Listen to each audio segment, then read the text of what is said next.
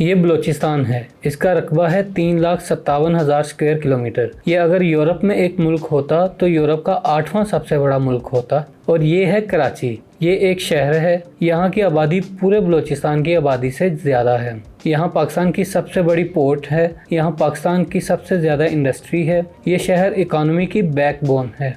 यहाँ पाकिस्तान की हर ज़ुबान बोली जाती है। यहाँ पाकिस्तान के हर इलाके, हर मज़हब, हर नस्ल के लोग रहते हैं। ये मिनी पाकिस्तान है। ये कायद का शहर है और इस शहर को हमने अंधेर नगरी बना रखा है। ना यहाँ सफाई होती है, ना यहाँ के लोगों को पानी मिलता है, ना ही लॉ एंड ऑर्डर की कोई सूरत हाल है। कभी कभी तो इंसान ये सोचने लगता है कि कराची ने पाकिस्तान के साथ क्या बुरा किया है जो कराची के इतने बुरे हालात हैं। तो आए फिर हिसाब लगाते हैं कि कराची ने पाकिस्तान के साथ क्या बुरा किया है। मैं हूं नुमान आबिद। कराची को एक मजबूत यूनिटी ऑफ कमांड के साथ डिवॉल्व सिस्टम चाहिए। ये शहर इस वक्त 20 मल्टीपल सिविक एजेंसीज के जरिए चल रहा है, जिसमें सियासी मसला भी है, माली मसला भी है, इंतजामी मसला भी।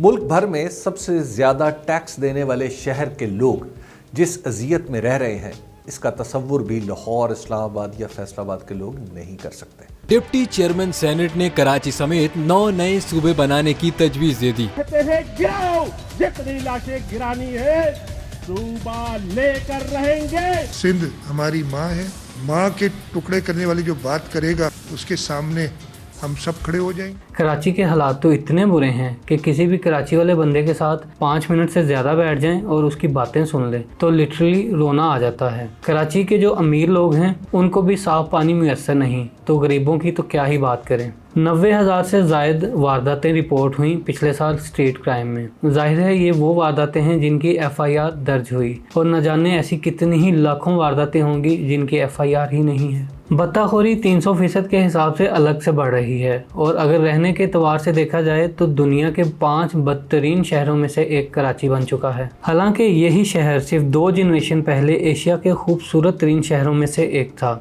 एक इतने अच्छे, इतने साफ सुथरे शहर की ऐसी तबाही की मिसाल नहीं मिलती। ना यहाँ पर कोई जंग लगी, ना यहाँ से कोई टोर्नेडो गुजरा, लेकिन शहर का बेड़ा गर्क हो गया है। कराची का मसला 100% इंतज़ामी मसला है। कराची की पार्टियां, ख़ास तौर पर MQM, मांगती है अलग से एक सूबा, और इन सारी पार्टियों का ये ख्याल है कि इन इंतज़ामी मसाइल का हल कराची को एक अलग सूबा बना देने से हल हो जाएगा। जब सारे सिंध की हुकूमत बननी होती है तो पीपल्स पार्टी जीतती है सारे सिंध से, लेकिन वही पीपल्स पार्टी जिसको कराची में 2 से 3 सीटें मिलती हैं। कराची पीपल्स पार्टी का इलेक्टोरेट नहीं है, और ये नेचुरल सी बात है कि किसी भी सियासतदान का प्रायोरिटी में वो इलाका नहीं होता जहाँ से वो हमेशा से हारता आ रहा हो, बल्कि उसकी प्रायोरिटी लिस्ट में तो वो इलाके होते हैं ना जो उसे जितवाते हैं। अब पीपल्स पार्टी कराची से तो जीतती नहीं, वो जीतती है इंटीरियर सिंध से, इसलिए उनका सारा फोकस इंटीरियर सिंध से ही है।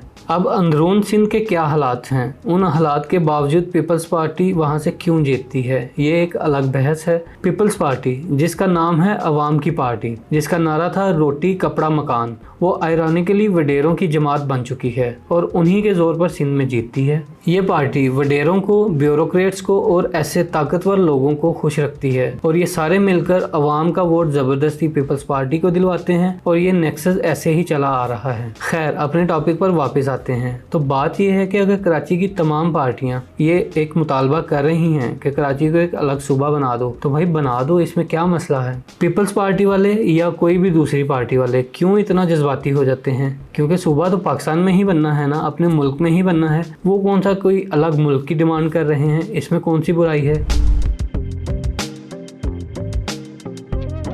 तो आए ज़रा हिसाब लगाते हैं कि दुनिया में क्या चल रहा है। ऐसे मुल्कों की मिसाल लेते हैं जिनकी आबादी तकरीबन पाकिस्तान के आसपास हो, वो मुल्क भी डेवलपिंग कंट्रीज़ में से हों, वहाँ के तालीमी और शऊरी हालात भी पाकिस्तान जैसे हों। तो ऐसे मुल्कों में कितने सूबे हैं। ब्राज़ील तकरीबन 22 करोड़ लोगों का मुल्क है, यहाँ पर सूबे हैं 26। इंडोनेशिया तकरीबन 27 करोड़ का मुल्क है, यहाँ पर सूबे हैं 38। थाईलैंड हमारी नेबरहुड का मुल्क है, आबादी पाकिस्तान से काफ़ी कम है, सिर्फ 7 करोड़। पाकिस्तान का 1/3, लेकिन सूबे हैं 76। और नेबरहुड को तो छोड़ें, नेक्स्ट डोर नेबर की बात करते हैं अफगानिस्तान। इसकी आबादी तकरीबन 4 करोड़ है, लेकिन इसमें सूबे हैं 34। ये सिर्फ पाकिस्तान का ही चौंचला है कि भाई हमने सूबे नहीं बनाने, लेकिन दुनिया में ऐसा हरगिज़ नहीं होता। सूबे तो दूर की बात, चीन को अगर देखें तो वहाँ पर 1 स्टेट 2 सिस्टम भी चलता है। चीन का पॉलिटिकल सिस्टम और इकोनॉमिक सिस्टम बिल्कुल अलग हैं। हांगकांग और मकाओ का सिस्टम बिल्कुल अलग अलग हैं। भारत में भी स्टेट्स हैं, इसके अलावा यूनियन टेरिटरीज का भी सिस्टम है।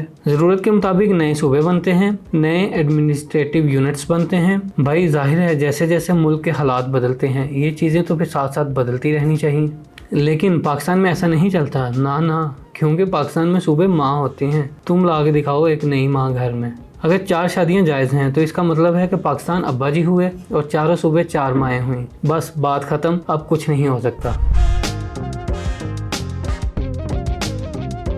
कराची के साथ नाइंसाफ़ी की इतनी तवील दास्तान है कि आपको क्या सुनाऊं। चोरी, डकैती, अगवा, जराइम की ऐसी लंबी फहरिस्त है कि ख़त्म ही नहीं होती। और अगर कराची में माफियाज़ की तरफ नज़र डालें तो जराइम से भी एक लंबी फहरिस्त शुरू हो जाएगी, और उसके ऊपर रही सही कसर निकाल देती है करप्शन और नेपोटिज़म। लेकिन इसके ऊपर एक अजीबोगरीब सी बात यह है कि कराची की पार्टियां कहती हैं कि कराची की जो आबादी है वो कम बताई जाती है। इस वक्त कराची की आबादी तकरीबन 3 करोड़ से ज़्यादा है। अनवर मकसूद साहब ने एक बार मजाक में कहा था कि रोज़ाना भरी हुई खैबर मेल कराची आती है, लेकिन कराची से वापस ये ट्रेन तकरीबन खाली जाती है। यानी सारे मुल्क से लोग कराची आकर बस रहे हैं और कराची पर लोड बढ़े जा रहा है।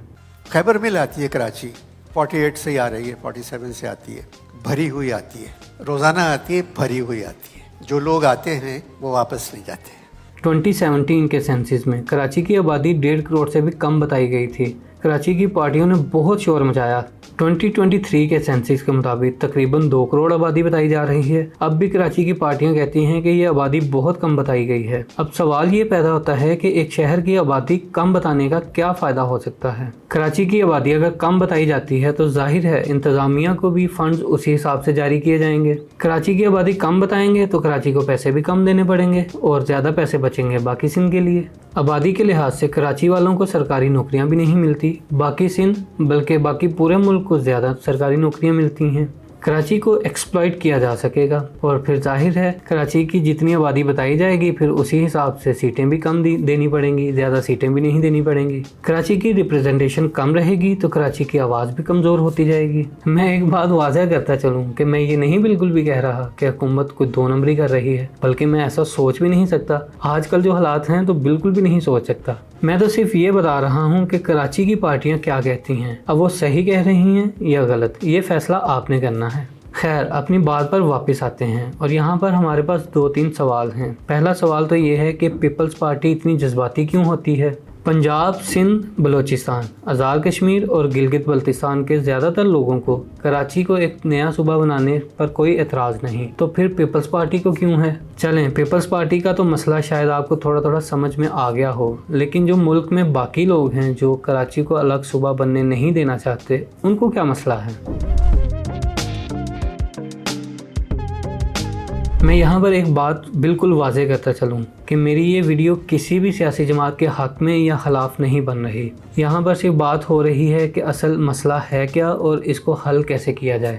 कहते हैं जब पाकिस्तान का नाम तजवीज़ हुआ था तब ये नाम 4 सूबों और कश्मीर को मिलाकर बनाया गया था। अगर आप उर्दू लिखना जानते हों तो आप समझ सकते हैं। पंजाब से लिया गया पे, केपी को उस वक्त अफ़गानिया कहा जाता था, वहाँ से लिया गया अलिफ। कश्मीर से लिया गया काफ, सिंध का सीन और बलूचिस्तान का तान, ऐसे मिलाकर बना पाकिस्तान। अगर सूबों के टुकड़े किए जाते हैं तो पाकिस्तान की शनाख्त हिलकर रह जाएगी। और इन सब सूबों की अपनी अपनी हज़ारों सालों की तारीख है और ये ज़मीन कदीम है। तहरीके पाकिस्तान के वक्त भी हर सूबे का अपना अलग अलग एक रोल रहा है।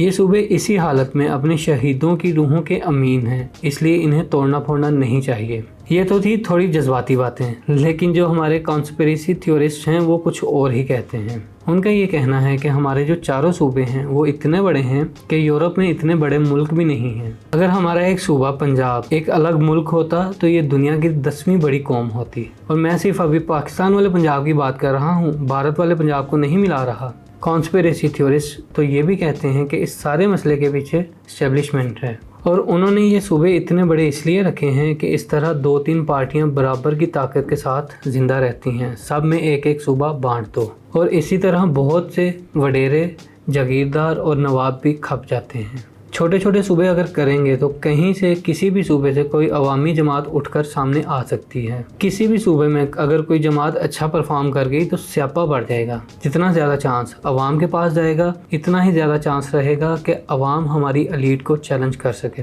और फिर एक हार्ड लाइन सोच ये भी है कि कराची सिंध की धरती है, क्यों तोड़े हम अपनी ज़मीन को। कराची सिंध का हिस्सा है, हम सिंध के साथ गद्दारी नहीं कर सकते।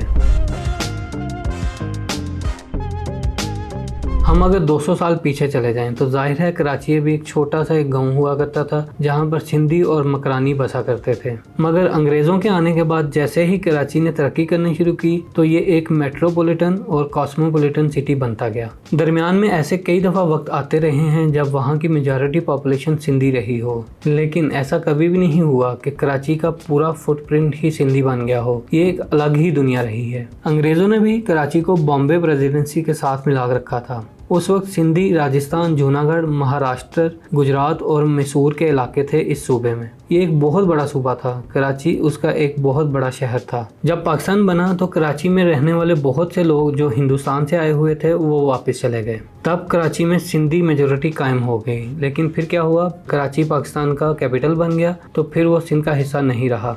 कराची एक फेडरल कैपिटल था और कैपिटल होने की वजह से ये दोबारा एक मेट्रोपॉलिटन सिटी था।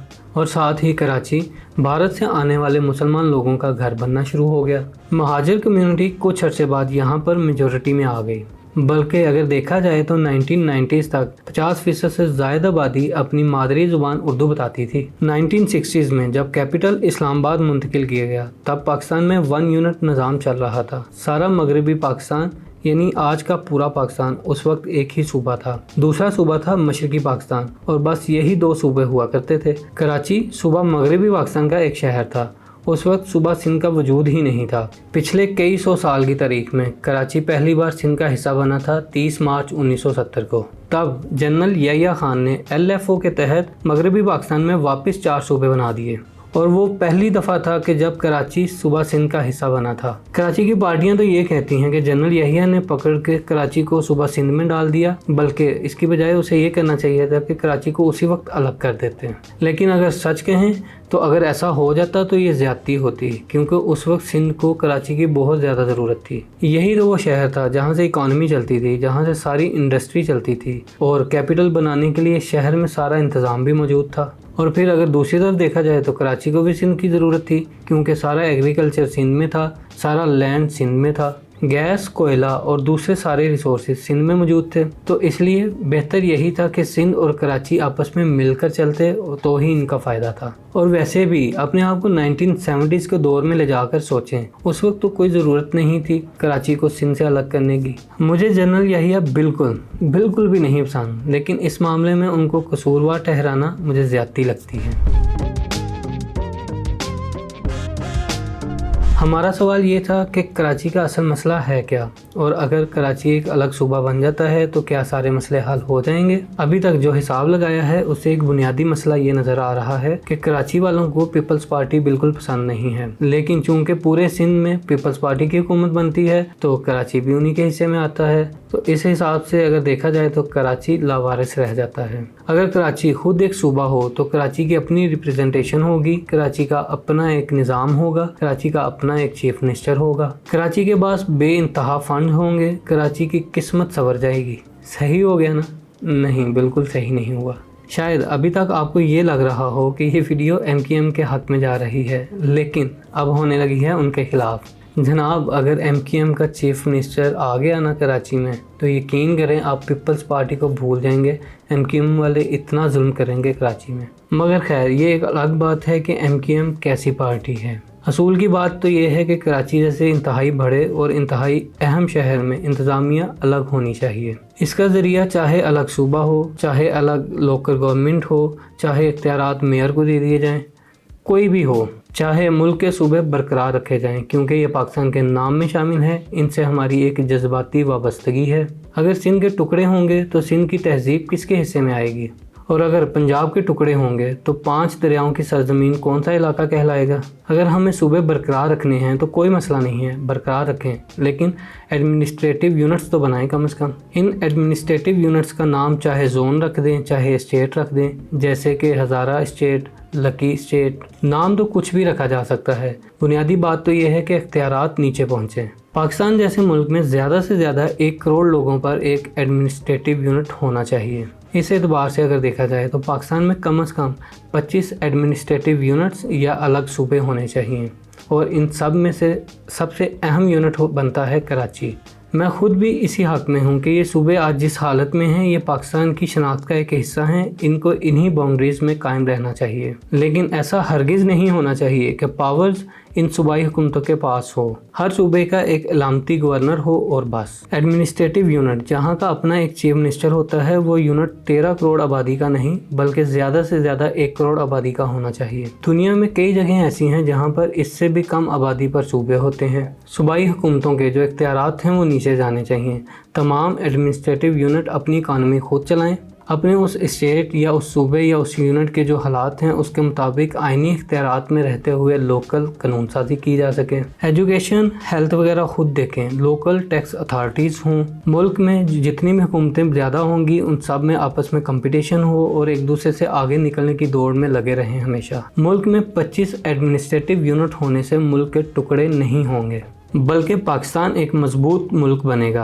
आज के वक्त में जब पाकिस्तान के हालात ख़राब से ख़राब होते जा रहे हैं तब ये वाला सिस्टम मुल्क की एक बुनियादी ज़रूरत है। दुआ करता हूँ कि ये वीडियो मुल्क के किसी तगड़े तक पहुँच जाए और उन्हें ये समझ आ जाए कि मैं क्या कहना चाह रहा हूँ। दुआओं में याद रखिएगा। मिलते हैं अगली वीडियो में।